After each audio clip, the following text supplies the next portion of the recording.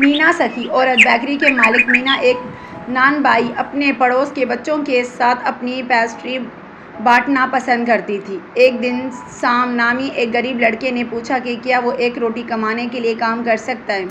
मीना ने उसे मुफ्त में रोटी दी और नौकरी की पेशकश की। शाम ने सख्त मेहनत की और मीना की बेकरी इसकी लगन की वजह से बहुत मशहूर हो गई। मीना की मेहरबानी ने सिर्फ शाम की मदद की बल्कि इसकी बेकरी को मज़ीद कामयाब भी बनाया। देखा, किसी की मदद करने से उसकी भी अल्लाह मदद करता है।